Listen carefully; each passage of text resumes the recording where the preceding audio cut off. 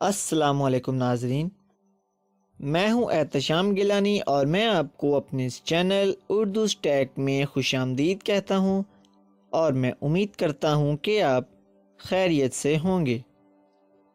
आज मैं आपको अपनी इस वीडियो में बताऊंगा चॉकलेट्स और बच्चों के दांतों की हिफाजत।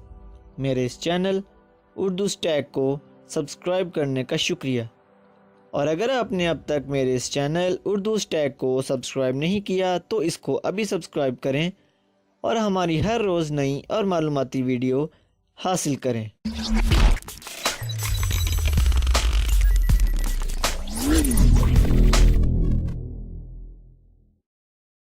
चॉकलेट एक ऐसी चीज़ है जो शायद ही किसी को नापसंद हो।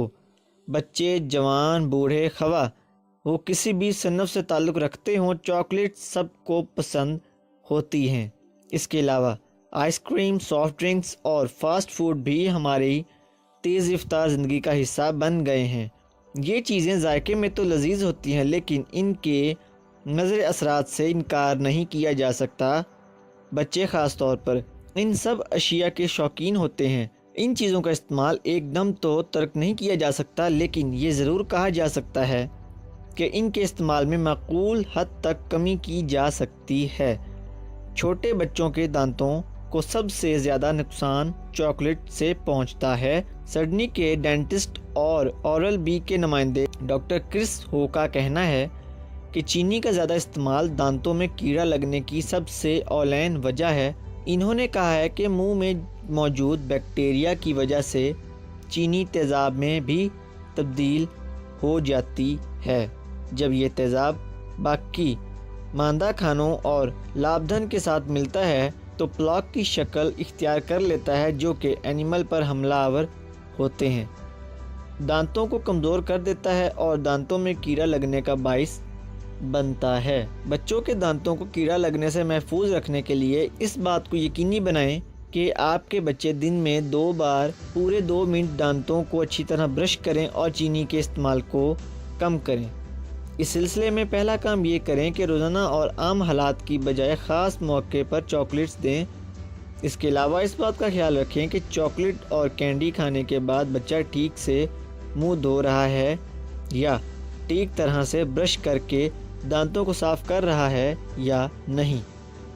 ये चीज़ें चूँकि दांतों की सतह के साथ चिपकी रह जाती हैं और बैक्टीरिया या इनको बहुत आराम से अपना घर बना लेते हैं और इस तरह दांत खराब होना शुरू हो जाते हैं।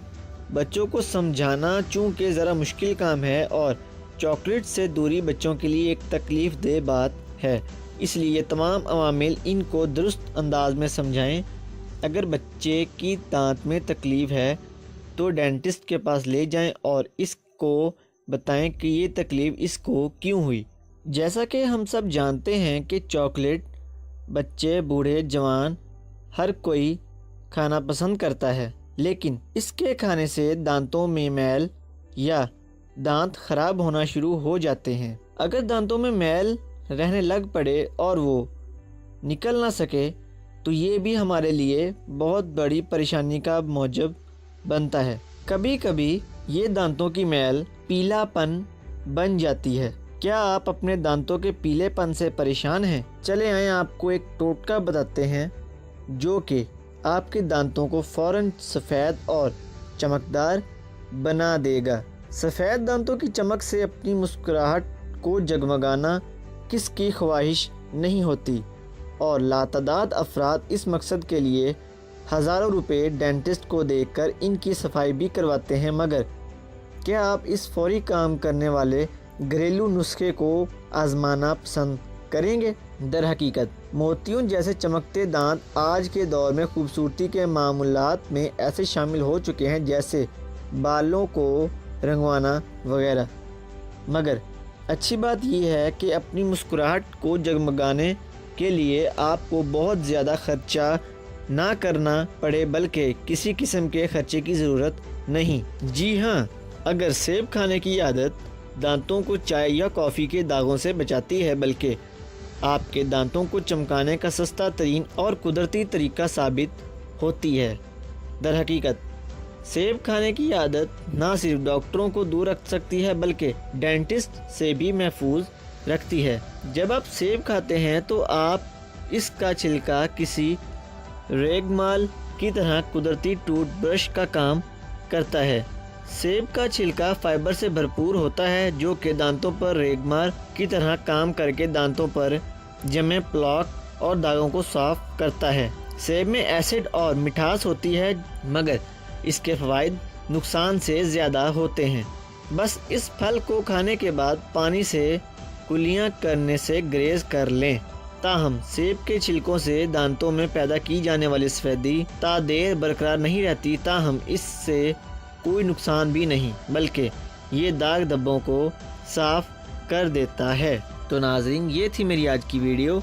अगर आपको मेरी ये वीडियो पसंद आई है तो इसको लाइक करें, इस पर कमेंट करें और सब्सक्राइब करें। इंशाल्लाह नेक्स्ट वीडियो में मुलाकात होगी।